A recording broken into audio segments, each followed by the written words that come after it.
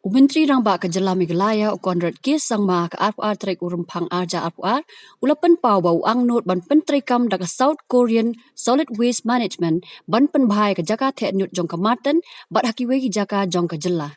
Conrad ke Sangma ulakran ye keniah baula IT ya kawai ka kalikit nong pang ambulance jaka seng samla maulai pelun bala yo na ka scheme jong ka Chief Minister's Special Development Fund ha ka program bala penlong hakiri Sings A Memorial School maulai nong pedang Shillong.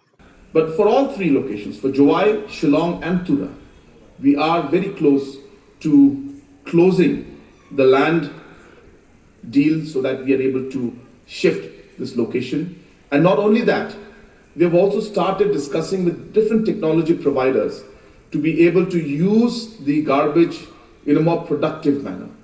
Just this morning, I had received a small video from Tura, where a Korean company has just installed a small waste garbage to energy conversion project, which is a small unit they've set up. It was delayed because of COVID. And the first energy bars came out. And I saw that video today. It's a very simple technology where the Korean company has basically used the plastic and other garbage that is there, mixed it with certain biochemicals, and coming out with energy bars which are completely CO2 emission free. That means it's clean energy that comes out. And these energy bars, as I said, the unit was installed and we found it to be as per the expectations.